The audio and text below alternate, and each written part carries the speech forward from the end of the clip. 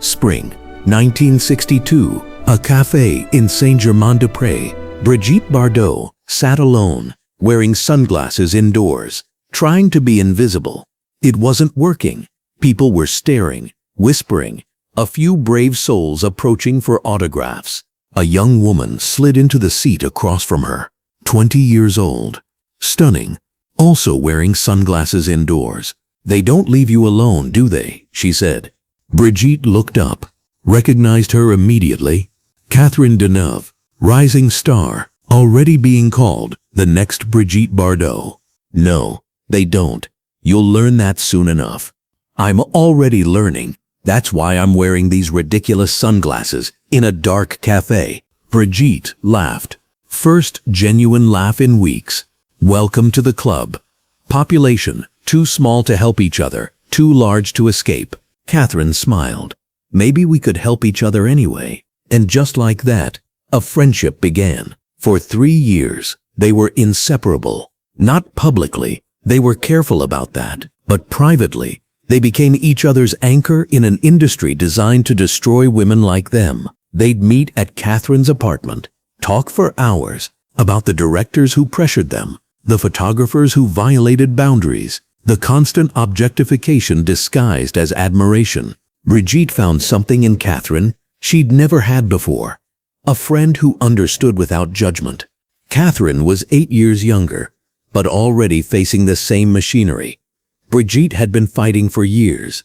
The same expectations, the same reduction of personhood to image. "Sometimes I feel like I'm disappearing," Catherine said one evening. "Like Catherine is being erased and replaced by this thing they've created." "That's exactly what's happening," Brigitte replied. "And if you're not careful, one day you'll look in the mirror and only see the thing. The person will be gone." "Is that what happened to you?" "Yes, but I'm trying to find her again." With mixed success, they protected each other. When tabloids printed cruel things about Brigitte, Catherine would call, "I saw the article. It's garbage. Don't read it." When directors tried to manipulate Catherine, Brigitte would advise, "That's the same line they used on me. Here's what I should have said instead." They shared survival strategies, warned each other about predatory men, created a pocket of safety in an industry that offered none. Catherine told a journalist years later, "Brigitte taught me how to survive fame without losing myself completely." She was the only person who understood what it cost. But there were complications. The press loved comparing them.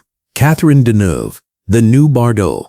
Can Deneuve fill Bardot's shoes? It created pressure, an implicit competition neither of them wanted. Brigitte tried to ignore it. "You're not replacing me. You're being yourself. Don't let them pit us against each other." "I'm trying. But every interview they ask about you, compare us. Want me to say I'm better, or you're better, or we're rivals?" "We're not rivals, we're friends. Don't let them take that from us." Catherine agreed. And for a while they managed it, maintained their friendship, despite the industry's attempts to create conflict. October 9th, the premiere of Repulsion, Catherine's breakthrough film. Brigitte attended to support her friend, sat in the back, trying to be invisible. Let Catherine have her night. After the screening, there was a party at a private club. Brigitte arrived late, slipped in quietly, found Catherine surrounded by admirers. Catherine saw her. Her face lit up. She excused herself and pulled Brigitte aside. "Thank you for coming. It means everything. You were extraordinary, genuinely unsettling. This is going to change your career." "I hope so. And I hope it doesn't change me the way it changed you." The words hung between them, meant kindly, but landing wrong. "What do you mean?" Catherine backtracked. "Nothing. Just that you've been through so much. I don't want to become bitter like..." She stopped. "Like me?" "I didn't mean it that way." An older actress, Michelle Morgan, approached. "Catherine, darling, everyone wants to meet you." "Brigitte, lovely to see you, but this is Catherine's night." The dismissal was subtle but clear. Brigitte was yesterday. Catherine was today. Brigitte smiled tightly. "Of course, I was just leaving anyway." Catherine grabbed her arm. "Don't go. Stay, please. You have people to meet, celebrate. I'll call you tomorrow." She left before Catherine could respond. Brigitte went home, tried not to feel hurt, tried to remind herself that Catherine hadn't meant anything cruel, but the words wouldn't stop echoing. I don't want to become bitter like you. Like you. Like you. Was that how Catherine saw her? As bitter? As a cautionary tale? As the person she was afraid of becoming? The next morning, Brigitte didn't call. 3 days passed, then a week. Catherine called twice. Brigitte didn't answer. Finally, Catherine showed up at Brigitte's apartment. Why are you avoiding me? I'm not. I've been busy. Don't lie. What did I do? Was it something I said at the premiere? Brigitte hesitated. Then you said you didn't want to become bitter like me. Catherine's face fell. Oh God. Brigitte, I didn't mean. You meant it. Maybe not exactly how it came out, but you meant some version of it.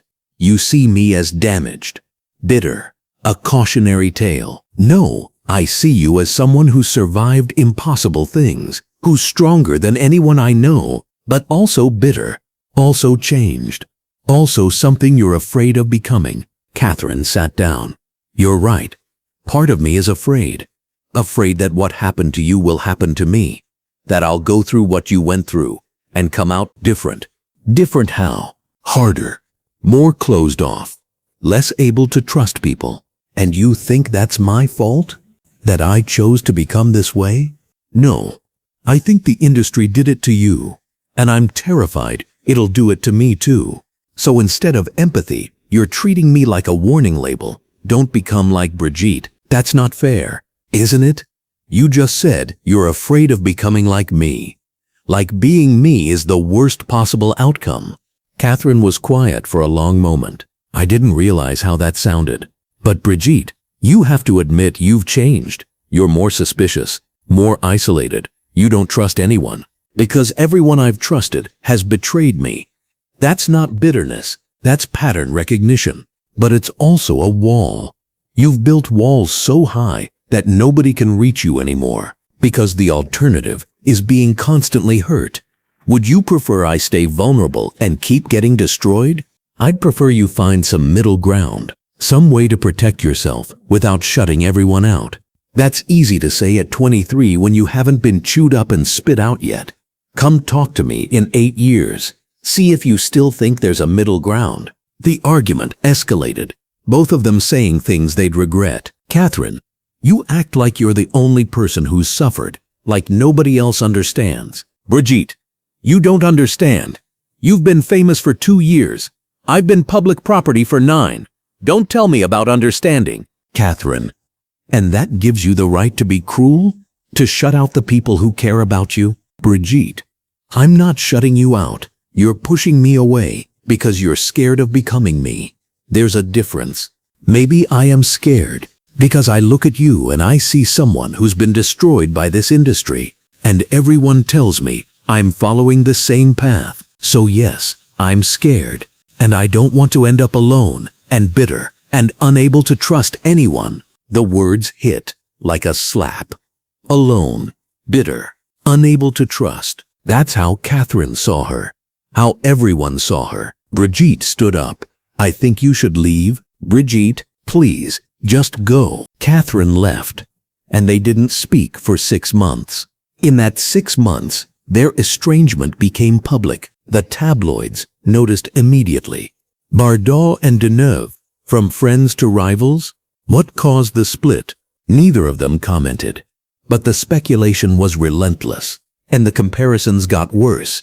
Now they weren't just being compared, they were being positioned as enemies. Deneuve eclipse Bardot at Cannes. Is Deneuve everything Bardot could have been? Every article about Catherine's success became an implicit critique of Brigitte's choices. Look at Catherine, still working, still beloved, still intact. Unlike Brigitte, who'd become bitter, difficult, a cautionary tale.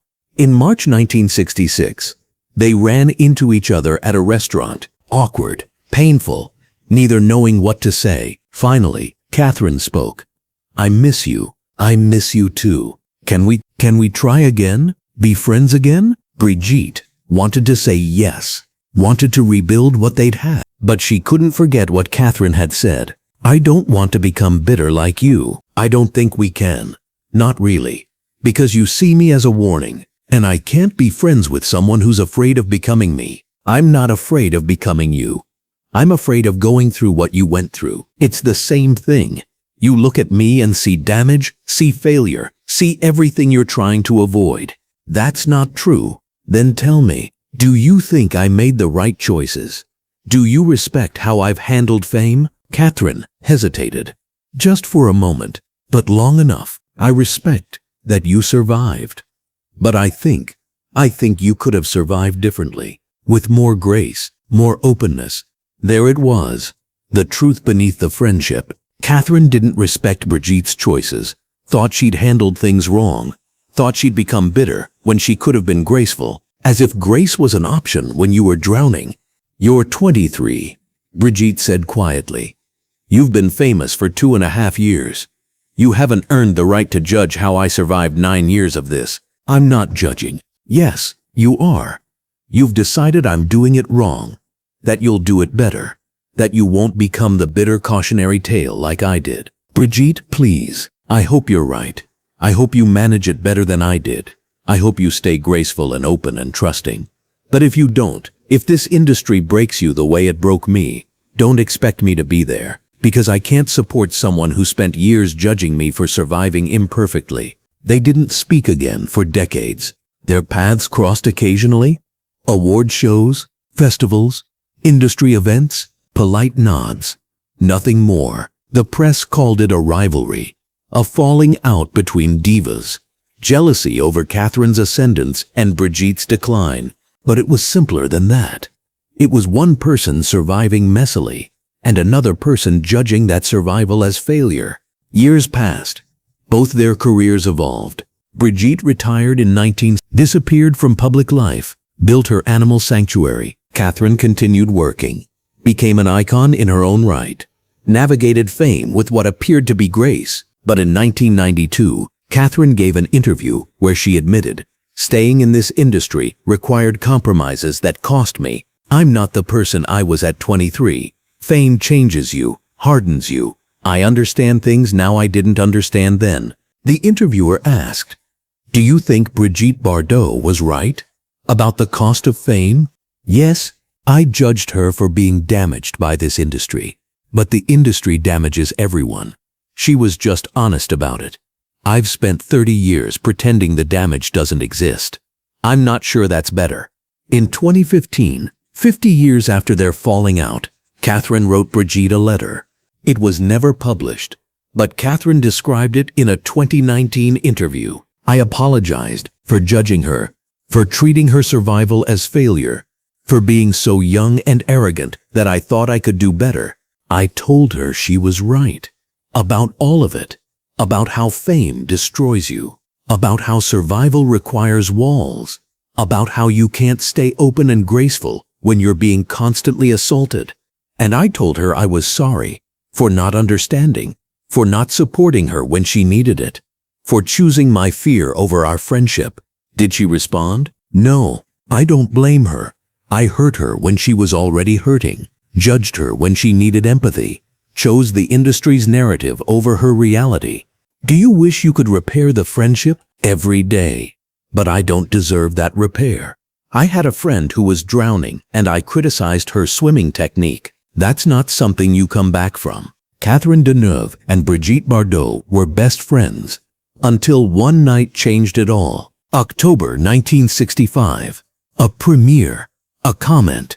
I don't want to become bitter like you. 7 words that revealed how Catherine saw Brigitte as damaged, as a cautionary tale, as the future she was afraid of becoming. And Brigitte couldn't be friends with someone who feared becoming her. The split wasn't dramatic. No screaming fight, no public betrayal, just a slow realization. Catherine judged Brigitte's survival as failure, and Brigitte couldn't forgive that judgment. Because surviving fame isn't graceful, it's messy. It requires walls and suspicion and hardness. Catherine at 23 couldn't understand that. Thought Brigitte had chosen bitterness when she could have chosen grace.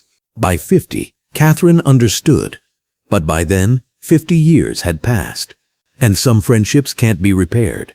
Not because the love is gone, but because the wound cut too deep. The judgment came at the worst moment. The fear of becoming like you revealed a fundamental lack of empathy. Brigitte survived alone. Catherine survived with grace.